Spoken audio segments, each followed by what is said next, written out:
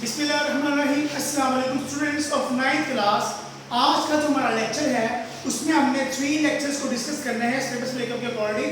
तो सबसे पहले हम डिस्कस करेंगे कॉम्प्रिहेंशन टेंशन नंबर 5 सॉल्व। इसके अलावा लेटर नंबर 8 डिस्कस करेंगे और पेज नंबर 71 है जिसके बारे में आपको प्रॉपर पूरी गाइडलाइन में यहाँ पे दूंगा।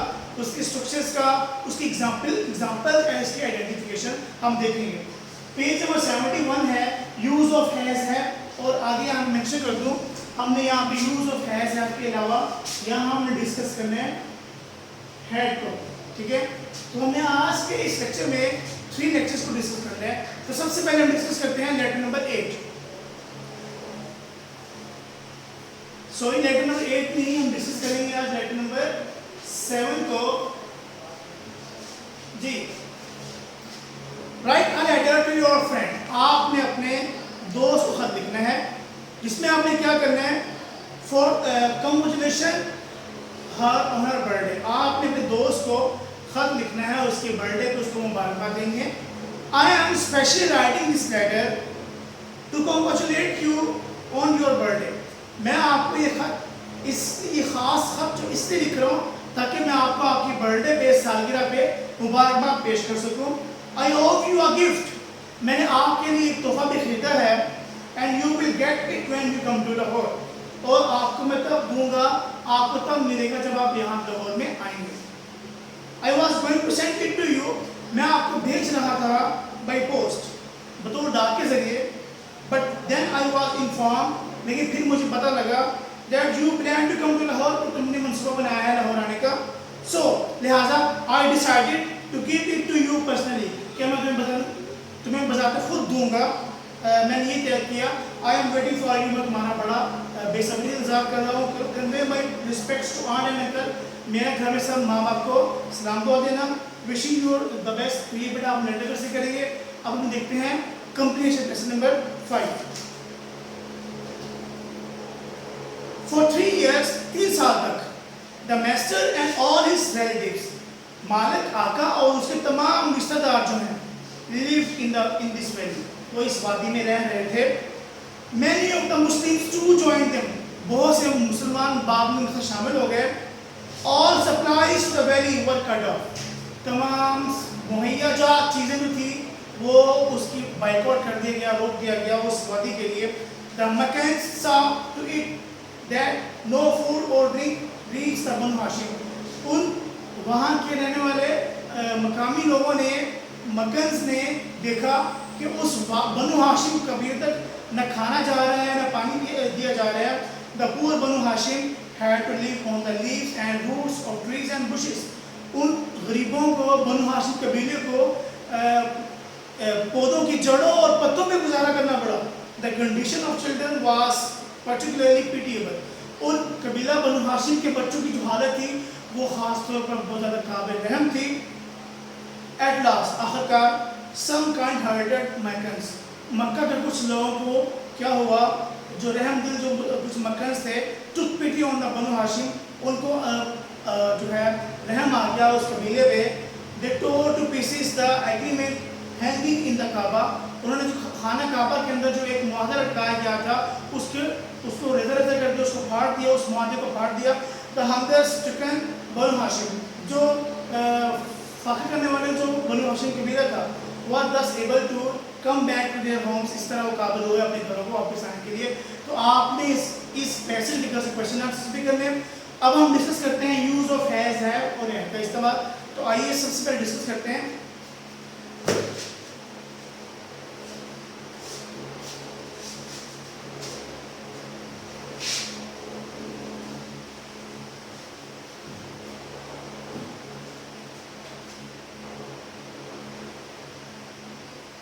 यूज ऑफ हैज,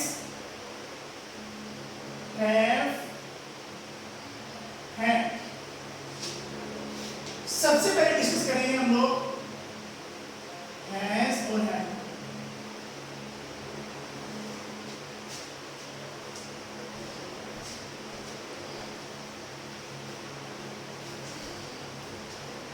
जी, सबसे पहले डिस्कस करते हैं यूज ऑफ हैज और हैव को।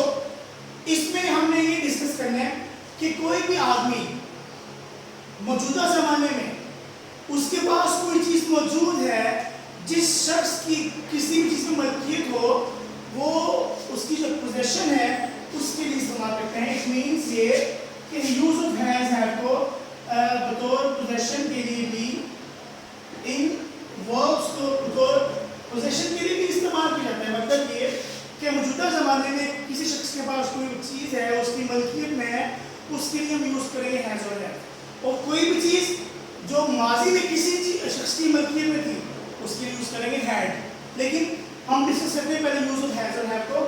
अब हैज़ कहाँ इस्तेमाल करते हैं, हैव कहाँ इस्तेमाल करते हैं। हैज़ इस्तेमाल होगा ही के लिए, शी के लिए, इट के लिए, दिस के लिए, सिंगुलर, नाउन। इस तरह से हैव इस्तेमाल होगा आई के लिए, वी के लिए, they, you, these, those, plural, noun.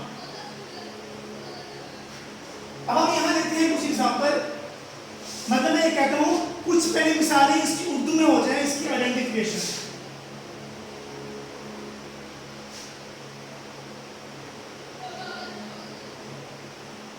इसकी आइडेंटिफिकेशन ये है कि हमारे पास जो उर्दू में इसकी एग्जांपल होगी,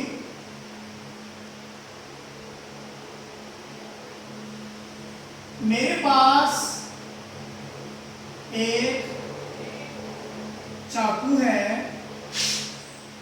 अली के पास एक गाड़ी है, हमारे पास एक मोटरसाइकिल है। मतलब ये कि कोई भी शख्स के पास कोई चीज मलकियत में हो, उसके लिए हम हैज़ का इस्तेमाल करते हैं। जैसे मैं कह दूं मेरे पास एक किताब है, अली के पास एक गाड़ी है, हमसे के पास दो किताबें हैं, हमसे के पास एक मोटरसाइकिल है, ठीक है, अनीस के पास एक बैग है, तो मेरे पास एक घर है। तो ये कुछ इसकी मिसालें हैं यूज ऑफ हैज़ की, किसी भी चीज की पोजेशन मलकियत के लिए। ठीक है, मैंने बता दिया आपको हैज़ इस्तेमाल करेंगे ही के लिए, शी के लिए, इट के लिए, दिस के लिए, सिंगुलर नाउन के लिए, और है यूज करेंगे आई के लिए, वी, के, you, these, those, plural noun के लिए। ठीक है, तो अब हम इसकी कुछ एग्जांपल लेते हैं। इसका हम देखते हैं सेंटेंस स्ट्रक्चर। सब्जेक्ट, हमारे पास यहाँ पे मेन वर्ब प्लस ऑब्जेक्ट, मतलब ये subject has, have plus object. It means हम यहाँ पे एक सेंटेंस लेते हैं, मेरे पास बहुत सारे फूल हैं। I have many flowers. ठीक है, आगे है तुम्हारे पास एक कार है। You have a car. ठीक है, अब ये तो है इसका सिंपल स्ट्रक्चर। अब हम डिस्कस करते हैं इसके नेगेटिव स्ट्रक्चर्स को।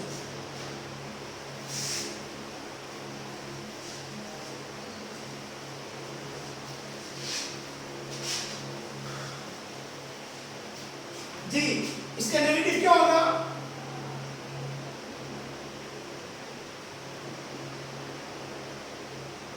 Subject has, have, non plus object. जैसे कि मेरे पास एक कार है, I have a car. Ali के पास एक कार है, अली हैज अ कार। मेरे पास एक कार नहीं है, आई हैव नो कार्स। अली के पास कार नहीं है, अली हैज नो कार। ठीक है, तो ये इसकी मिसाल बनती है। अब हम देखते हैं इसका एक और भी है जो हम टेंस की मद में ले जाते हैं। जैसे मैं एक कार रखता हूँ, आई हैव अ कार। मैं कार नहीं रखता हूँ, I don't have a car. ठीक है, मेरे पास कार नहीं होती है। ठीक है, तो इसका सूत्र हमारे पास टेंस सूत्र यूं होगा, subject do does not have plus object. अब हम डिस्कस करते हैं इसके नेगेटिव इंटरगेटिव स्ट्रक्चर को।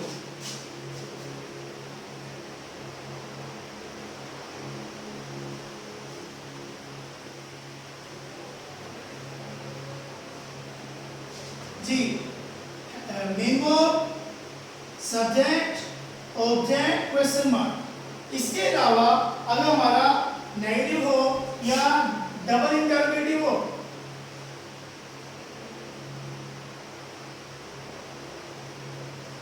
उसमें हमारे पास क्या आ जाएगा, हाउ मैनी या हाउ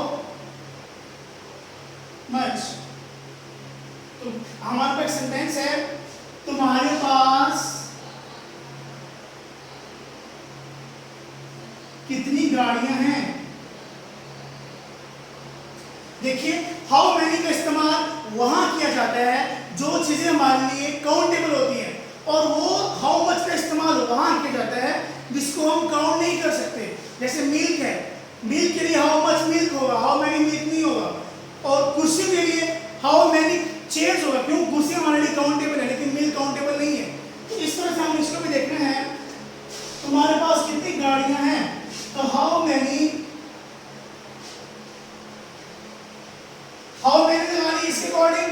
अब मैंने लगाना है मेन वर्ब, अब मेन वर्ब मैंने लगाना है अकॉर्डिंग टू सब्जेक्ट। तो तुम्हारे पास तो यू होगा, यू के लिए हम क्या लेते हैं, हाउ मैनी। हाँ, एक बात ये रखिएगा, हमने यहाँ पे हाउ मैनी के बाद हाउ मैनी हाउ मच के बाद, it means how many how much के बाद हमें कोई ना कोई नाउन लगाना पड़ेगा, उसके बाद हम लगाएंगे मेन वर्ब जो है। और how much, how many,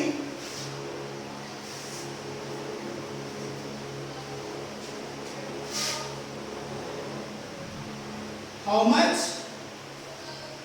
how many plus noun plus main verb plus subject plus object, question mark.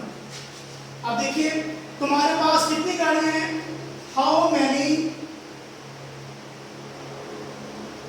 Cars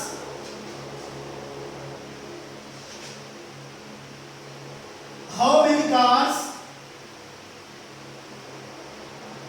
do you have.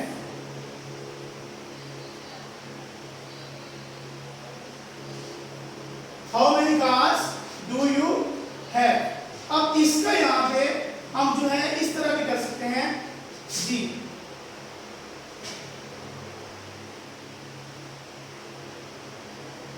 Helping verb, subject, main verb. चूंकि हमारे पास यहाँ पे ऑब्जेक्ट नहीं हो सकता, क्योंकि हाउ मेनी या हाउ मच के बाद जो ऑब्जेक्ट है वो अकॉर्डिंग मोस्टली इसके साथ ही आ जाते हैं। तो यूं भी आ सकते हैं, या फिर इसके हमारे पास भी हो सकते हैं, हाउ मच, हाउ मैनी, उसके बाद आ जाएगा main verb and subject, last में क्वेश्चन मार्क। तो यहाँ पे आएगा क्वेश्चन मार्क। तो आज के इस लेक्चर में हमने डिस्कस किया यूज ऑफ हैज हैव का इस्तेमाल, हमने डिस्कस किया कॉम्प्रिहेंशन को और लेटर को। कल के लेक्चर में हम डिस्कस करेंगे use of had and it's negative. तब तक के लिए